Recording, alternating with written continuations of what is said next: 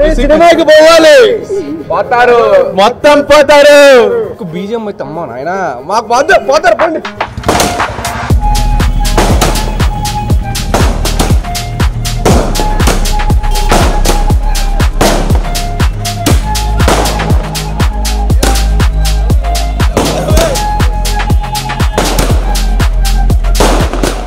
అందరూ చూసే విధంగా ఉంది.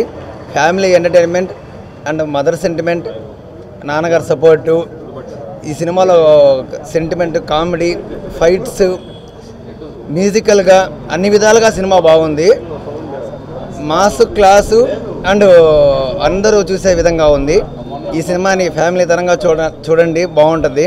ఇదే విధంగా రాబోయే సినిమా హిట్ 3 కూడా హిట్ కొట్టాలని కోరుకుంటున్నాము మనస్ఫూర్తిగా. సినిమా విషయంకి ఒకటే మాట, పోతారు, మొత్తం సినిమాకే పోతారు. Super hit. ఒక మిడిల్ క్లాస్ వ్యక్తి అరాచకంగా మొదలు పెడితే ఎలా ఉంటుందో ఈ సినిమా చూసి చూపిస్తారు. కామెడీ టైమింగ్ కానీ, పంచువాలిటీ కానీ super, next level attitude. Bro cinema గురించి అయితే నేను ఏం చెప్పను, కానీ మైక్ తీసుకున్నా కాబట్టి చెప్పాలి. పోతారు, మొత్తం పోతారు. హీరోయిన్ చూస్తే పోతారు, హీరోయిన్ చూస్తే పోతారు, వీళ్ళని చూస్తే పోతారు. ఆ విజువల్స్, మ్యూజిక్, బీజం అయితే అమ్మా నాయన మాకు పోతారు పండి. ఇప్పుడు మనం ఇంతకుముందు సినిమాల కన్నా ఈ సినిమా పెట్టుకుంటాను సినిమా చాలా బాగుందన్న. నిజంగా ఇంతకుముందు సినిమాల కన్నా మనకి ఈ సినిమానే ఎందుకు స్పెషల్గా అనిపిస్తుంది అంటే చూసిన తర్వాత మనకి చాలా స్పెషల్గా అనిపిస్తుంది. ఎందుకు అనిపిస్తుంది అంటే ఇప్పుడు ప్రతి ఒక్కరూ బయటకు వచ్చిన సినిమా చూసి బయటకు వచ్చిన తర్వాత నాని యాక్టింగ్ యాజ్ యూజువల్గానే ఉంది, ఇంతకుముందు లాగే చేశాడు అని అంటారు. కానీ ఈ సినిమా మాత్రం డిఫరెంట్. నాని మాత్రం చాలా డిఫరెంట్గా కనిపిస్తాడు. కానీ ఏదో కొత్త షేడ్ మీకు కనిపిస్తుంది నానిలో. సో అదైతే మనం ఖచ్చితంగా చూడగలుగుతాము. అండ్ జేక్స్ బిజాయ్ మ్యూజిక్ అమ్మో నాయన అదర కొట్టాడండి. ఏం కొట్టాడు అసలు, స్టార్టింగ్ నుంచి ఎండ్ వరకు అసలు సినిమాని తెలియలేదు, ఎట్లా అయిపోయిందో కూడా తెలియలేదు 3 గంటలు. సో చాలా ఈజీగా అయిపోయింది. అండ్ డైరెక్టర్ గారు వివేక్ ఆత్రేయ గారు ఇంతకుముందు అంటే సుందరానికి తీశారు. దాని తర్వాత ఈ డిఫరెంట్, ఆయనలో కూడా ఇంత డిఫరెంట్ షేడ్ నేను ఎప్పుడు చూడలేదండి.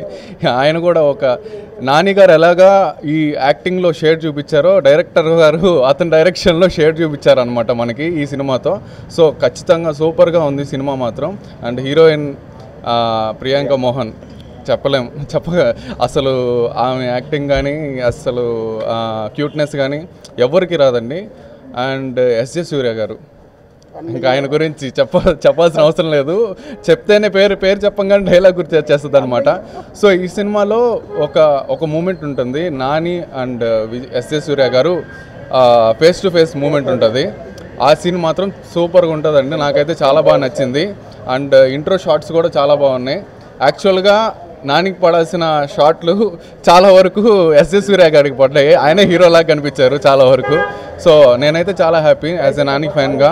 అండ్ నేను నార్మల్గానే నాని ఫ్యాన్గా చెప్పట్లేదు, మన ఏమంటారు హాయ్ నాన్న అండ్ ఈ దసరాకి మనకి ఎంత వేరియేషన్ వచ్చిందో ఈ సినిమా కూడా చాలా వేరియేషన్ వచ్చింది.